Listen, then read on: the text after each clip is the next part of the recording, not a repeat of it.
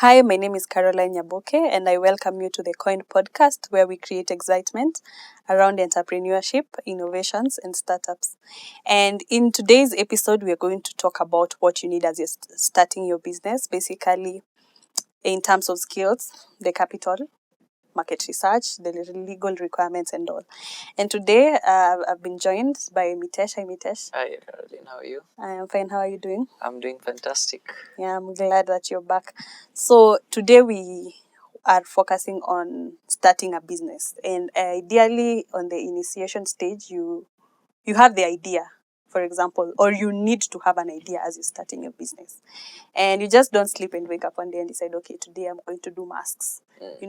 Today I'm going to do nyanya or something of the sort. You need to have established a niche. Correct. Per se, or a gap that is in your environment, because again you can decide to do, say, copy what someone else is doing, and it might not work for you. Yeah. So, when you're starting out a business, the reason you look for a niche is because so many people are doing so many different kinds of businesses today. Yeah. You can't just decide that today morning I'm going to go wake up and start selling masks. Yeah. Because every other person is selling masks. Yeah. You can't wake up and decide, for a week I've been looking at plants. I know things about plants.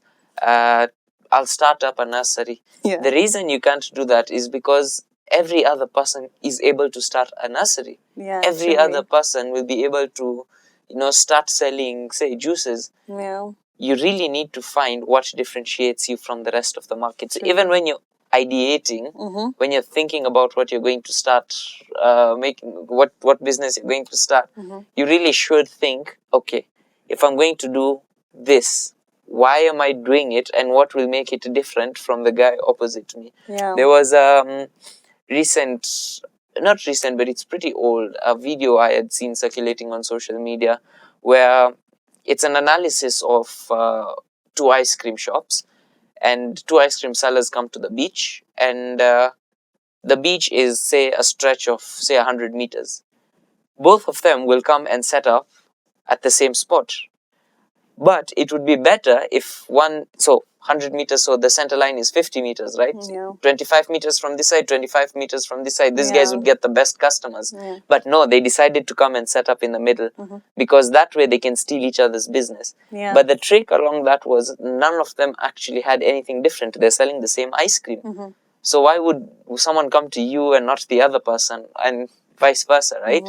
So the first thing, even when you start to ideate, is, okay, if I'm going to do this business, what's going to set me apart? And that's why you need a niche. A niche basically means a particular small segment that you will target, as much as you will be covering the wider market, but there is a specialty in which you are a master at. That's the one you will be mainly focusing on. That will be your something we call a cash cow product, where you will tend to get the most money from. Yeah. And I think the problem with businesses today, and especially in informal sectors, is that mostly people are guessing.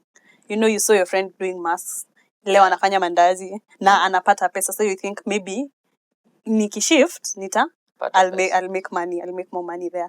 But then the weakness is that you keep shifting. You can shift a whole year, you can do like 10 businesses same year, and they're not working, and you're wondering like, what is happening? Absolutely. I mean, if you don't put the right amount of planning and effort into it, even if your friend is printing billions, you won't even print a shilling if you haven't put enough thought behind it. Yes. And I think as much as we spoke about courage last week, it should be backed up with information.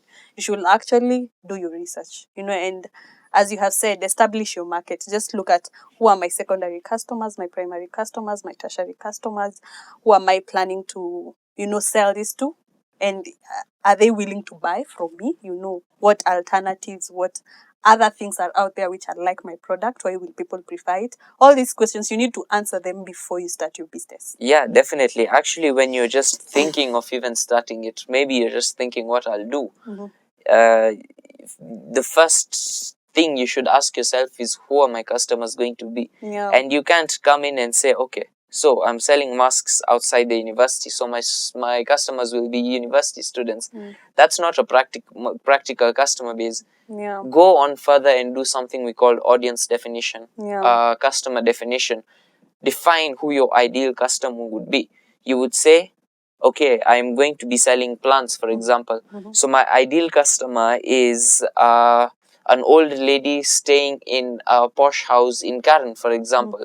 So now once you have that definition, you know what kind of plants you're going to sell. You're not going to sell these very basic plants. Yeah. You're going to start selling rare plants or plants that are associated with this high-end houses.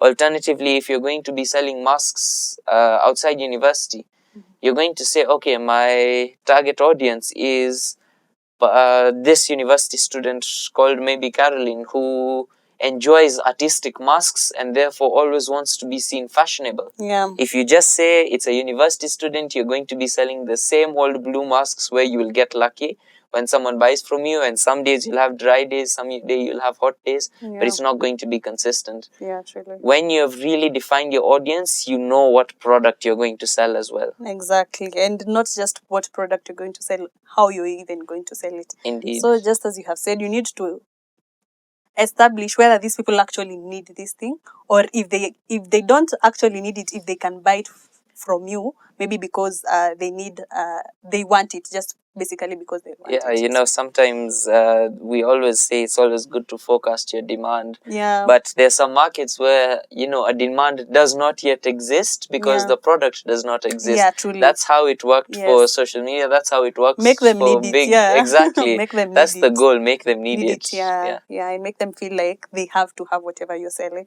And it doesn't just help you in doing initial documentation and everything. It will help you even know how you're going to execute, how you're going to market, how you're going to carry out all this. It affects so much, that initial research, market research, and that initial effort that you put into knowing your customers, knowing the best way to do some processes, or the best way to do marketing and all. It really helps you throughout your business. Absolutely. If you're going inside there blindfolded without a plan, then you're not doing business, you're doing gambling. Yes. And personally, I know that if I hadn't defined my audiences, I would end up, you know, trying to reach out to people who are running side hustles and not full-time businesses. And that would mean that I would be making so much less, because people running side hustles and people doing business is two different things. Sometimes your side hustle can be a business itself, and that's the kind of businesses, you know, we target.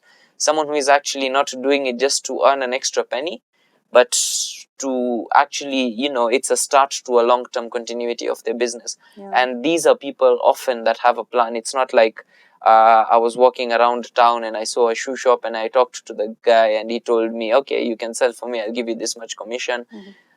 Yes, that's going to make you, you know, it's going to pay for your weekends and probably you're going to be able to eat good meals, but that's not something very continual. And because there's nothing new about it, you're just selling shoes, right? I'm not saying it's wrong to sell shoes, by the way, but basically you will tend to make much more if you've gone in with a plan. Yeah, you need to have a plan. I know that there is even a verse that Quantita Savia has used, that when you want to build a house, you need to count the cost. And I think a perfect example of what can happen when you don't do proper research. So there is this building which has been set up in front of our block. So in this building, it has 3-bedroomed houses. But 3-bedroomed houses are not ideal for Githurai 45. You won't get people to move in there. Those are like houses for people who live elsewhere. When you're building for a place like Githurai, it has to be a bed-sitter, a 1-bedroom, ama ukienda sana 2-bedroom, you see. So that is clearly someone who didn't do proper research. Exactly. Because, imagine opening a comic book shop, you know, for example, in River Road. It's not practical, right? Comic books are probably something that younger kids who are going to probably private schools are more into. Probably opening it somewhere next to a private university or a higher end area is going to earn you more. You can't say you're going to open an original comic book shop in River Road and you expect it to work. Or you can't decide that I am going to open a bicycle shop and I am going to sell very expensive bicycles and I put it in the middle of Githurai, for example, right? If I'm going to open a bicycle shop in Githurai, it should be commuter bikes, it should be offering service. They should even be second-hand if possible. Exactly. You can't say I'm going to be selling bikes for 100,000, 150,000 because no one will buy them. No one. At the same time, you can't say you're going to go to Karen and open a bicycle shop that sells low-end bikes. It just doesn't make sense. So if you have not really planned it out, then what are you doing with it? Business is 60 to 70% hard work, but there is still an element of luck. And that luck is what people capitalize on to be the majority, but that's not true. It's hard work and then luck. And I think information is also underrated. You need information. You need to study your market, study the best practices in your business and the alternatives that are there, and just basically study, and take it a step further to even gain the skills that are required for your business. Exactly. Actually, since we're talking about the ideation stage, something that I did once was when I was trying to charge one of my early clients, I didn't know how much to charge them. So what I did is, my dad runs a small construction company. So I picked up his phone and I called a digital ad agency in Kenya. So I just Googled really quickly and I saw the top 3 and I wrote down the numbers and the names of the top 3. Then I called them. I said, okay, I have a construction company. I'm seeking to do some digital ads. What is your quotation? How would we go about it? And so, that's basically how I was trying to get my costs, right? And that's what, everyone would do. If you're going to start, for example, selling kitenge bags, you wouldn't just start pricing blindfoldedly. You would want to go to a shop, see. So that was me calling them. And actually, I didn't just learn about the price from that conversation. You call them, they told you, okay, we need to do a bit of understanding about your business. And I said, okay, what do you need to understand about my business? And they say, we need to know X, Y, Z, your competitor. And from that, I know what I am going to do as well. So that was a call where I pretended I was a customer so I can get more customers. And that's something that happens quite often. Even when you run your business, someone is going to call you like that. Expect it just the way you would do it to someone else to do research. But it's important to do that so you understand industry practices, as you said. So you understand pricing structures. But you have to be careful. Just because this person is selling a service or a product at 10,000 shillings doesn't mean you need to sell it at 10,000. Maybe one of your ideas when you were getting in, the way you would differentiate yourself would be cost. Then you would put it lower. Maybe you are differentiating it by providing a premium service. Then that means you can't afford it at 10,000. You need to price it higher. Truly. So you're making those research calls just to understand the market, but that doesn't mean you replicate the strategy as it is. Customize it while you're on your ideation stage itself. Okay, so now you have your rate card? Yeah, I have my rate card, absolutely. I even ended up communicating with another graphic designer, but not myself, because I knew the graphic designer and he knew that I was starting something similar. So I actually told my friend, hey, I need you to pretend like a customer, get a rate card from this person and send it to me. So, and I have starred that message on WhatsApp till today. So if I scroll on my WhatsApp, I still see that message when I want reference. And I think also if you're doing business on a large scale, you should probably get a project manager to help you throughout the ideation phase, like to grow an idea from conception all the way to like becoming a solid idea that you can actually implement. It's important because they even help you on the feasibility, doing the investment appraisal, knowing how much it's going to cost, knowing the approvals you'll need, because sometimes you realize that you have gotten into an industry that you're really blank and you really don't know anything. So get help, get a professional, get a business project manager, or if you're going into construction, a construction project manager to help you to know that, if you want to construct, I have this idea, I want as a residential, but your project manager will help you know that here it is office buildings which will work, not residentials. They will help you. You find that your idea might change as you go along, but this can only be possible if you involve a professional. there are two things that you talked about there. One is getting an expert on board. Having an expert on board is important. If you're planning to do maybe service sector jobs, but you can't be a jack of all trades. Truly. So maybe but you can try. You can try. Maybe you are someone who is excellent at stitching and fabrics and that, but that doesn't mean you're going to be a good businessman.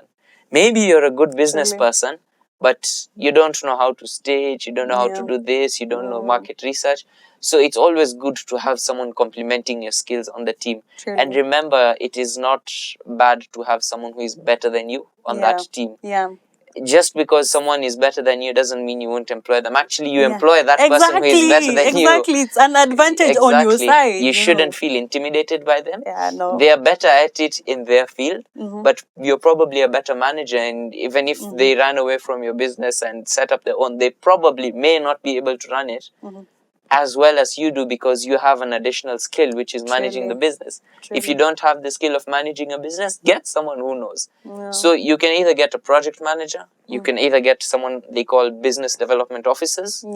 But since, our audience right now is going to be mostly small businesses, try get a mentor. A mentor can be even the small uncle who runs that shop in your slum. It could be someone you're just very close with. Personally, I have someone that I usually ask for all my accounting advice. As much as I'm studying accounting, doesn't mean I know it all, right? So I sometimes go to him, I tell him, I can do this on KRA, will it work? He'll tell me, no, this won't work, try this. And it's not bad to ask for help. Please don't be afraid to ask for help. It's natural. If you ask for help, you'll get it. The second thing you talked about is, as you move on and as you have these experts, your ideas will probably change a bit. Please don't be too rigid on your ideas. They let your ideas be malleable. Let them fold and flex as you grow. And this is good for business. You can't be in a fixed environment. Business is a very dynamic thing. And today what might work may not work tomorrow. So listen to your team, work with them, take risks, but be open to change. And I think we saw that especially during COVID-19, where there were a lot of changes, and some of these businesses even had to go online, start doing deliveries and everything. And if you are not very open to these changes, honestly, especially in industries like construction, where they don't like change, people don't like change, so just be open. And as we have said, just try to have some skill, especially in things which are core to your business. For example, if you're doing production of bags, know at least one kitenge in a toa bags ngapi, know some of these very basic things, and as you're going into the business. If you are in food, just know Nikki pack he 5 kg of rice, how many people can it serve, how many dishes can I sell, how much will I gain from it. Know the basics. Exactly. And plus, a key bit is when you're getting to start your business, doesn't mean you have it all in order. So at the back of your head, be ready to learn more. Take, a short online marketing course. So even if you get an external marketer, you know what they're doing. So get those free online marketing courses, listen to a YouTube mentor, listen to some podcasts, get some people, conversations running with some people. I mean, if you can get, if you're a student and you can get some of your lecturers to advise you as well, go for it. And I think it will really open up your mind, because probably when you go on YouTube, you'll find easier ways, better ways to do it. When you consult people, you'll find that you gain a lot. And I think that even in the part of the skills, you should try maybe to read books. Absolutely. I mean, if you don't have a reading habit, at least have a listening habit, so you can listen to the audio book of the same. But these things, and there are some, I've seen a lot of these online where you have short form of books, and they're not going to give you the main thing. So just try read these books. There's some books which are really short and very digestible content. For example, there's the book called The Psychology of Money. And it's so popular. So I was of the assumption that, it's going to be tough read. So I picked it up when I was very ready to read, right? Not a casual reading book. So I picked it up, and since I have a habit of reading, I left aside the book I was reading at the moment because I was, in this moment that yes, I'm very, I want to learn about this specific topic. So when I picked it up, I was so surprised. The chapters are so short and digestible, and the content has been put out with minimal technical language, and it's so relatable, the kind of learnings you get in these books. So, you don't need to read fat books, just read books. Yeah, good read books. Yeah. Not all fat books are good, Yeah. and not all small books are bad. Yeah, So, I had a friend in high school. She used to tell me the only way you can grow is by reading books. Absolutely. You need to step out of your comfort zone and reject this mentality that Kenyans don't read. Knowledge is knowledge is power. Knowledge is power. Knowledge is power. Indeed. Yeah, because it helps you think on a large scale, on even an international scale, scalability and all. And I think even as you're starting, you need to know some legal requirements. For example, in your business, if you were starting a pub, you need to have a liquor license. When you're starting, and different legal requirements that you need, Yeah. When it comes to legal requirements, the most exciting thing about Kenyan business space is you can literally go to a cyber cafe and they'll help you with KRA. True. Right? You can go to a cyber cafe and they'll help you register your business. True. These guys know a lot. But it's not that difficult to get this information. Some content is hard, some content is not. For instance, when you start your business, you have to register your name. So you can do that via e-citizen portal. True. And the second biggest requirement generally that would apply to all businesses would probably be registering with KRA. Yeah. So you would probably have to understand what kind of regulations you'll fall under KRA. Truly. KRA has done a beautiful job on their website on mentioning what kind of taxes need to be paid by what businesses. Go through that. Yeah. It's very simple to understand. You don't need to be an accountant with 4 years of experience to understand that. Yeah. Just go through them very quickly, and then maybe you can get detailed advice from someone. I know some of the information on their site is outdated, which I have fallen victim to. But also just communicate with someone like an accountant that after you have studied a bit of the website. Truly. And then if you move to your industry specific regulations, Truly. you cannot miss out on a friend who is studying law. Yeah. So just ask them, communicate with them, be nice to them, buy them a soda if need be, but get some information relating to them. And the second way to get legal information regarding what your business might go through would be to ask people in the similar industry. Yeah. If you're going to start out a very technical business, for example, opening up a studio for audio recordings or opening up a DJ business or something, or a pub, please have done at least an internship in that area so you know the basic rules of the place, right? You can't say, hey, today I'm going to open a pub. And you have never worked in a pub. You don't know anyone who works in a pub, and you have never come close to that industry as well. You can't say, let me start a printing press, and you've never worked in a printing press. You've not done an internship, or you have not even entered a printing press, and you say, I want to start a printing press. So at least having worked there will give you some more insight into the regulation that goes into that industry. You cannot avoid regulation, and not all regulation is bad. Some of it works in your favor as well. So look into those. Another thing you would consider when starting up a business and in line with regulation is whether you want it to be a sole proprietorship, a partnership, or a limited liability company. Yeah, truly.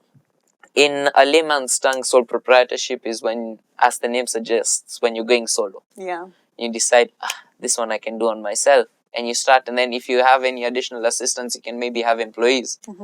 It's very easy to register those things. The second type is partnerships. And usually when you decide that, okay, me and you are going to start a business today, you would need an agreement. So you have something called a partnership agreement.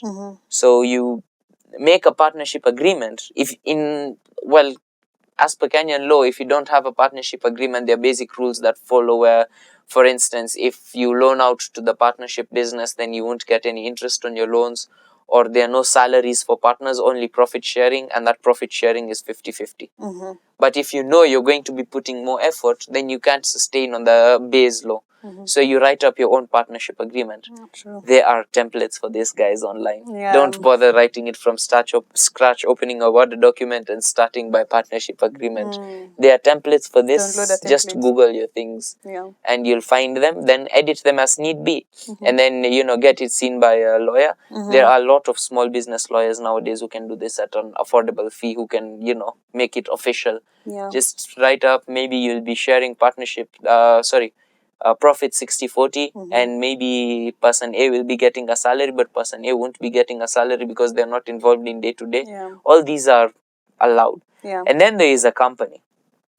Registering a company means that in case you have debts, you won't have to pay them from your personal gains. Not exactly. On you, So it's a completely separate entity. Exactly. So, for example, if my name is Mitesh and I open a company called ABC Limited, if ABC Limited borrows a loan and is not able to pay it, they're not going to come for Mitesh to pay it. It's just They'll just take the company's things. Bankrupt.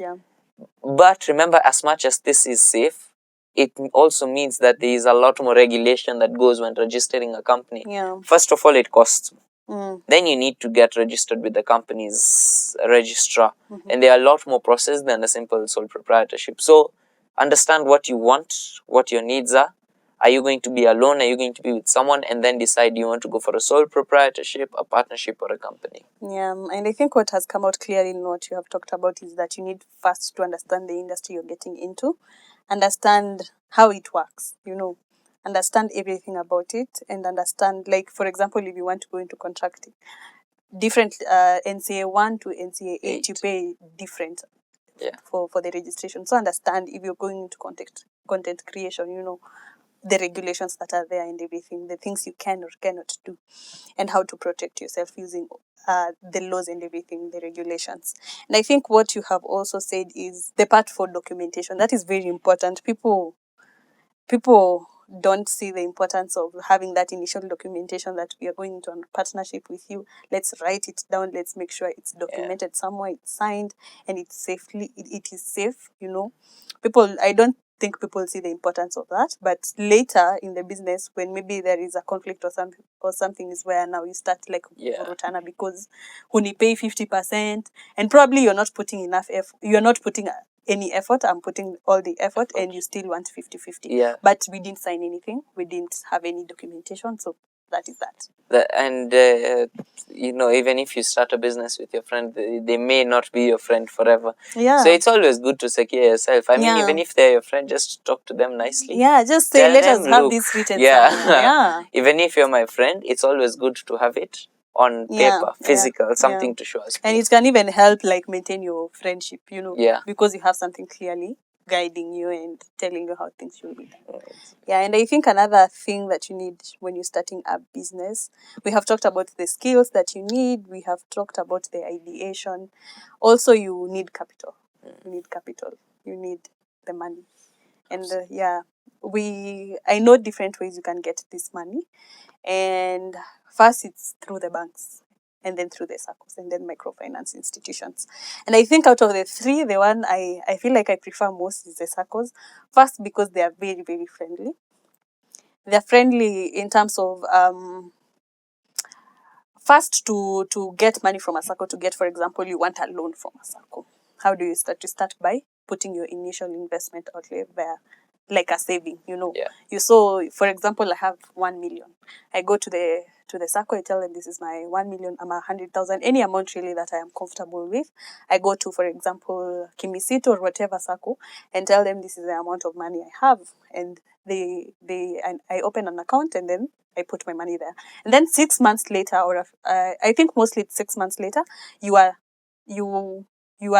can get a loan of up to 3 times your initial investment outlay. That is mostly how it is. You can get that. So for me, I'll be able to get around 3 million. And for example, I need only just 2 million for my business. So they can give me my loan, but at the end of the year, I'll still get dividends on the initial investment outlay, because the loan is like completely separate. They have given me, you just take this loan and then go and do your business with it. And I think another good thing about circles is the fact that PM, I don't need to have like assets or anything. Yeah. I just need friends, you Yeah. know, in the circle to guarantee me, you know. But that can be a problem sometimes, especially if you're planning to default. But we are not planning to default. You want to start your business, you want it to flourish, and you want to pay back the loan. See, you are a good citizen, you're a good member of the circle. And I think that is very nice. And the fact that also in circles you can renegotiate, or you can renegotiate your repayment plan. You can just tell them I'm defaulting because of this and this. Most money is a lot of money is going into this and this, so I need to pay at a slower rate. Ama kitu kama hiyo ni rahisi ku negotiate. They treat you like friends, you know. Yeah. They're not like, for example, microfinance institutions that they will come for you. They will come for you if you don't pay, because the microfinance institutions mostly, and there are many of them in Kenya. There's Mwananchi Credit, there's Platinum. There are many. There are very, very, very many. And I think the greatest weakness with them is the fact that they are good. They process your loan very fast, very easy. In fact, you need some of them you just need your pay slip to get the loan. But when you default, they come for you like. Indeed. Well, in my opinion, the SACCOs are great. Yeah. But microfinance institutions are also very useful. Yeah. For one main reason. They will give you the loan, but they will also make sure that you use the loan in the right way. So as SACCO, once you take the loan, you have less restrictions, less pressure, because there is that flexibility of repayment options and the likes. When you come to a microfinance institution, you are binded to use that money the way you indicated. So there is slightly more pressure on you as an individual to make the business perform, which is more likely to get you running. Also, you can get access to some advice and information from these microfinance institutions. Some of them are ready to help you, give you a temporary business advisor for a while. And although they're expensive, their interest rates can be high. Yes, their interest rates can be really extremely high. But for some reason, at some point, some businesses, it's good to go there, because at least when a microfinance institution is giving you a loan and they have approved it, they have faith in what you're doing, and therefore you feel a sense of motivation as well as an urgency inside to make sure you pay that loan. SACCOs are great, low interest and flexible payment options, but that doesn't give you the internal pressure you need to get things done.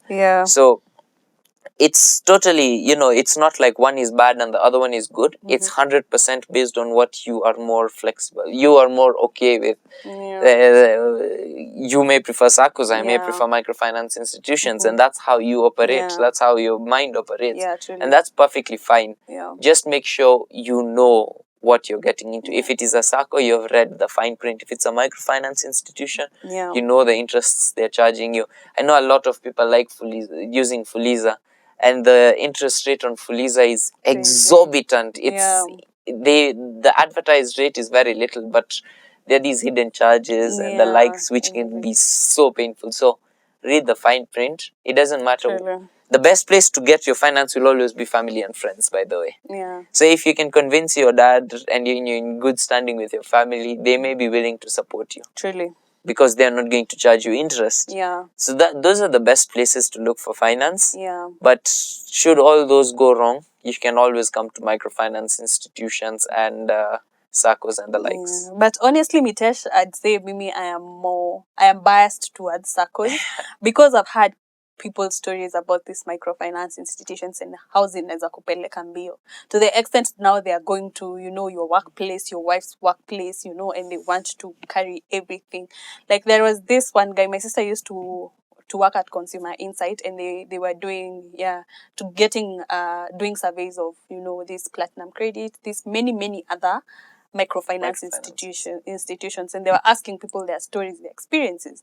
And yes, kulikuwa na wale moja mwenye walikuwa sema waliniokolea sana, I needed 5k for my fish business and I just needed it fast, and they did it and I was able to repay it. But most people's stories are nilichukua hiyo loan and it destroyed my life, and we're like, how did it destroy your life?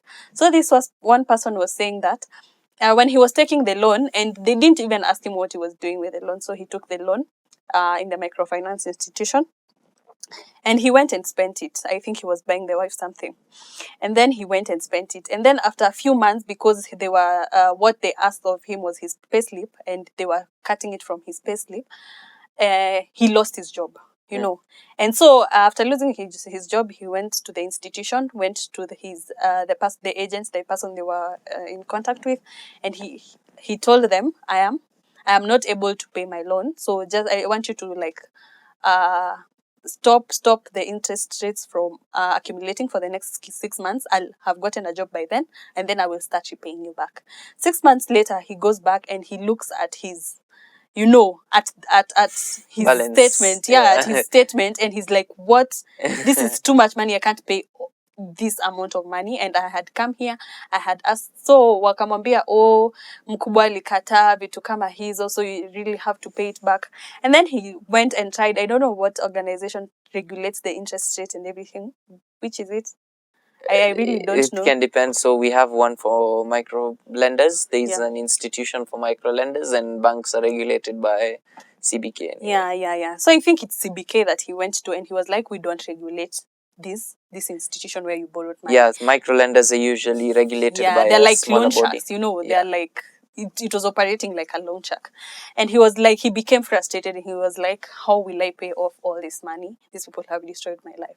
And so he decided to become petty. He started suing them and doing all those things. He just decided that he won't pay back all this money because he had requested that his loan be renegotiated and that his repayment plan be revised, and they had agreed to it. And then sometime later, he comes back and his statement is full of, interest charges. And he's like, what is going on, And it's not just his story, it is other people's stories who, after defaulting, their life just went downhill. I mean, that's why you need to research on the microfinance institution you'll be going to. So just know that on default, you should even look at how these organizations treat people after defaulting, So, and there are different types of loans. You can also, research different types of loans. Absolutely. Yes, and how you can, the verification process, if you meet the requirements, just find out all these things before you go ahead. Absolutely. And consider whether the finance you need is going to be short-term or long-term, because they have different plans with them. Short-term finances can be expensive. Long-term finances can have relatively low interest rates. Friends and family are going to be the best borrowing option for you, provided you're in good standing with them. But otherwise, sometimes your startup could be money intensive, some could be resource intensive. So sometimes you don't even need the money, you need, say, the manpower. Sure. And I think what you have seen in this episode is, in the initiation and the planning phase, you need to do both these phases properly for your business to be a success. It's very important how you jumpstart your business. Whether you're jumpstarting it with a loan, or with money from family and friends, or investors. How you go about your ideation process. And basically, the whole process for starting your business is really important in how your business is going to come out. Even in terms of launching, the kind of launch you do. You can decide to launch somewhere. You could have a venue and have all these things. You can decide to do a soft launch, on the Instagram or on wherever, or on your WhatsApp status. Exactly. However you decide to launch your business, make sure you start, make sure you launch, and your product is out there and it is seen. But it is a product that a lot of research has gone into, a lot of effort has gone into knowing your market and, having good information that has... The way I would summarize all this is, when you're starting your business, get an idea, differentiate it from the rest of it, employ some design thinking processes, which is basically empathize, define, ideate, prototype, and test. Then make sure you've differentiated from what the rest of the industry is doing, at least even in your smallest way. Do your market research, define your customer very well in good detail, and then make sure you register, make sure you understand regulations in that field, legal obligations, and then look for money if you need be. It could be banks, microfinance, SACCOs, or friends and family, and then you're ready to launch. But do not skip any step on that process. Otherwise, if you don't do market research and you're just going there, you're going to hope for a lot of luck. Yeah. And one person said luck is when opportunity meets preparedness. So Absolutely. luck is just not luck. Exactly. You need to be at least prepared for something. Yeah. You just can't go luck. Yeah, you can't say I'm lucky so I'll make money. No. But I think you have just basically summed it up. And yeah, all I can say is, yeah, do what Tesh said. Yeah, thank you. Do what Tesh said. Thanks. Thank you.